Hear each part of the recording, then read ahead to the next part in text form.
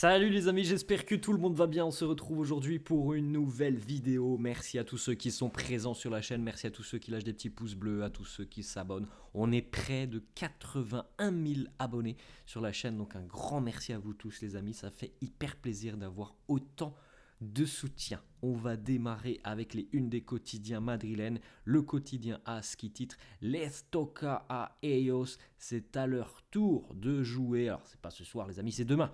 La rencontre entre l'Atlético et le Real. Mais on a vraiment un super derby demain. Un match serré, 2-1 au match aller. Donc, forcément, il y a encore beaucoup d'enjeux sur cette rencontre. Griezmann face à Mbappé. Du côté du Real, on aura quelques petites infos importantes, on va en parler dans quelques instants.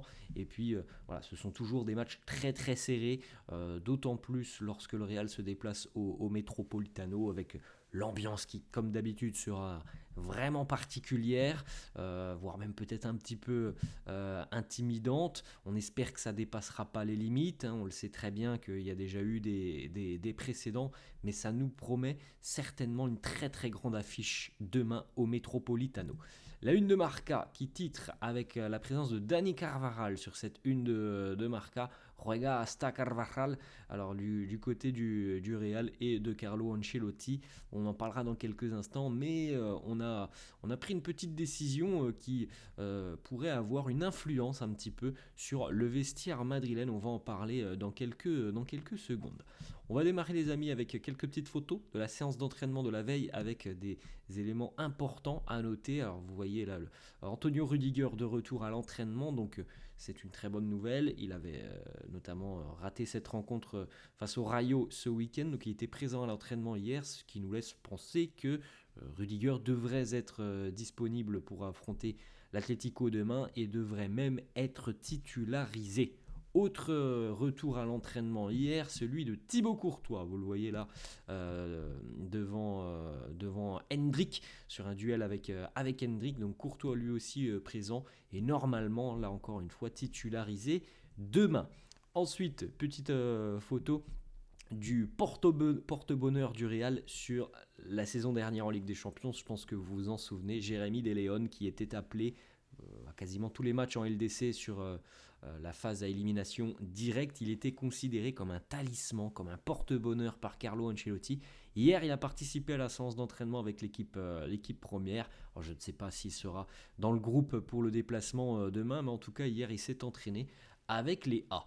On continue avec le retour aussi important. Alors on verra évidemment s'il sera titularisé, mais je pense qu'il n'y a plus trop de doutes là-dessus les amis. En tout cas, Fede Valverde a bien participé à cette séance d'entraînement et à l'intégralité de la séance d'entraînement.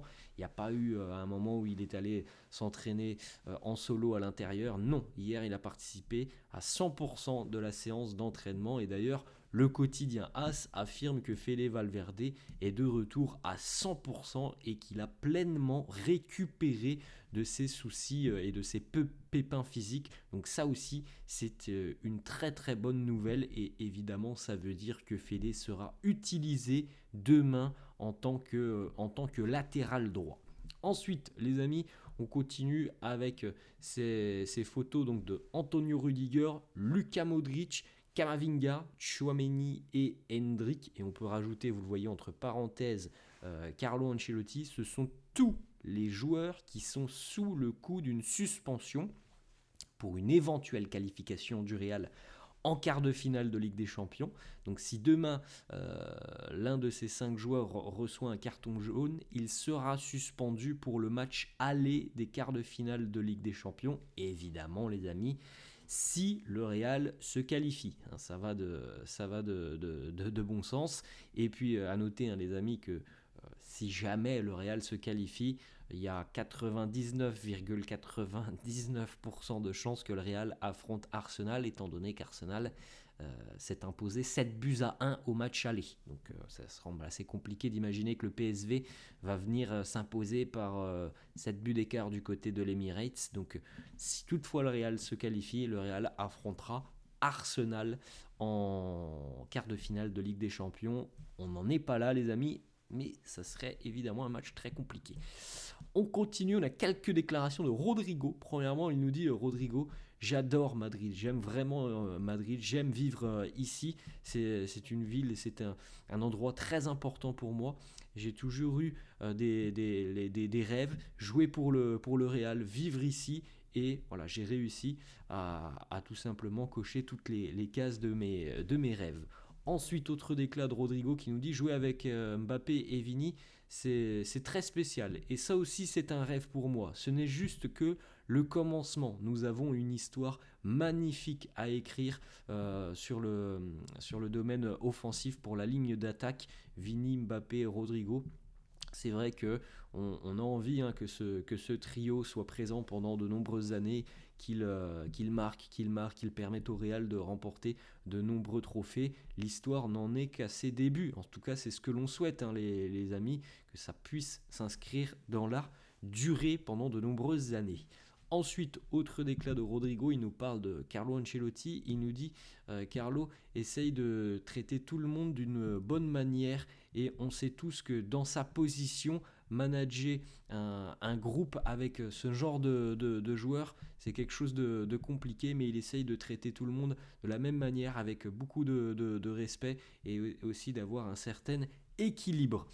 Autre petite déclat de Rodrigo, comme tout le monde le sait, il a toujours eu une relation assez particulière avec Luka Modric. Il nous dit « Je suis un fan de Luka en tant que joueur et en tant que personne ». On sait la relation assez folle qu'ils ont entre eux.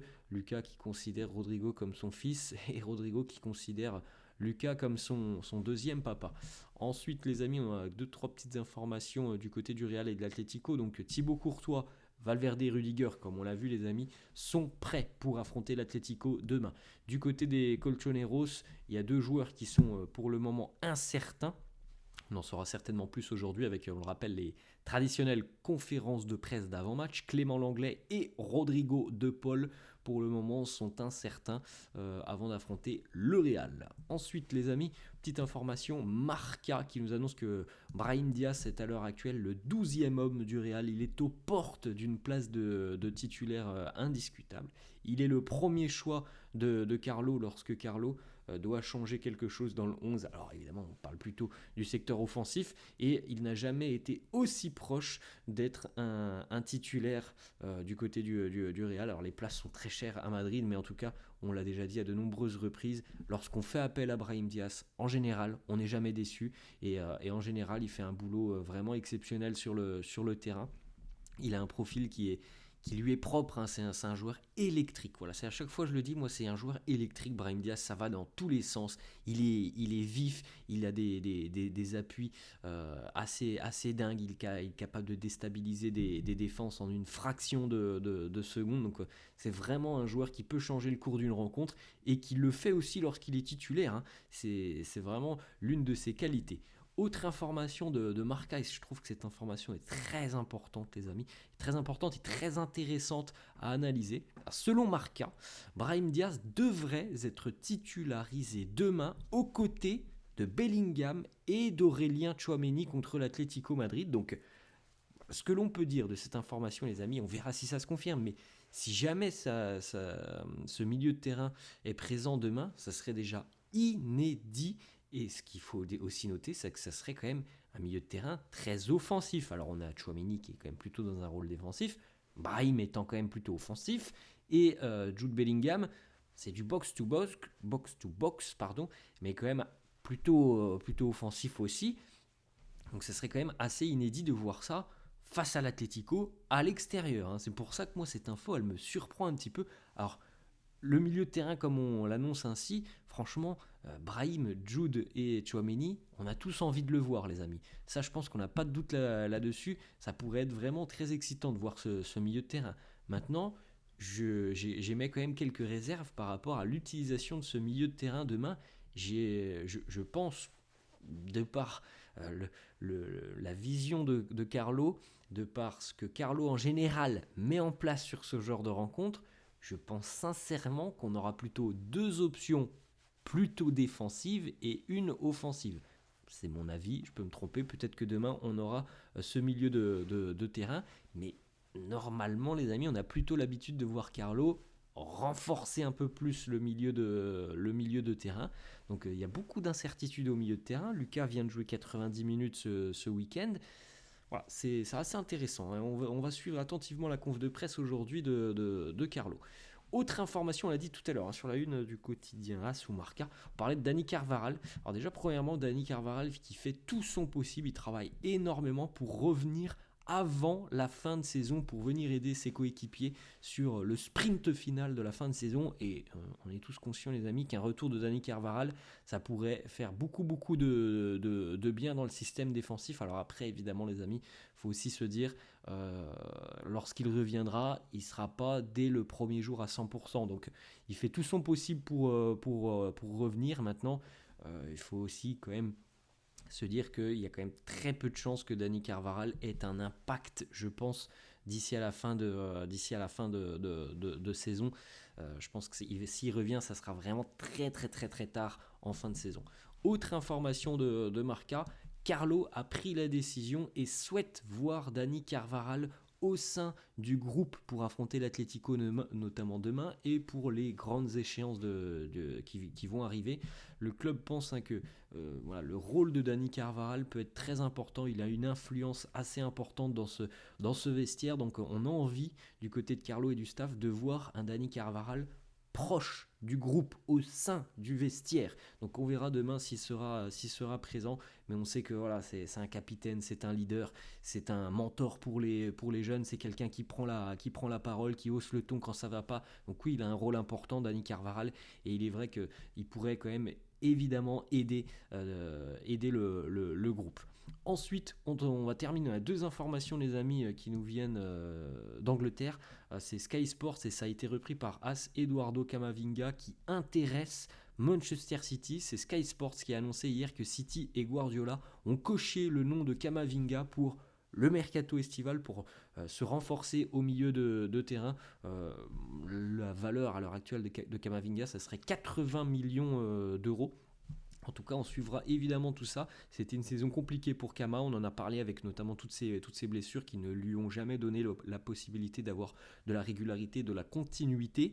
Donc on suivra tout ça évidemment sur les prochains mois et sur le prochain mercato. 80 millions d'euros, c'est quand même une très grosse somme, hein, et peut-être que le Real pourrait discuter. Je ne sais pas, on ne connaît pas encore tout à fait la position du Real sur le dossier Eduardo Camavinga. Voilà les amis, la fin de cette vidéo, j'espère que ça vous a plu. N'hésitez pas comme d'hab à lâcher un petit pouce bleu. Merci à tous ceux qui le feront, n'hésitez pas à vous abonner à la chaîne, je vous souhaite une très bonne journée et je vous dis à la prochaine. Ciao.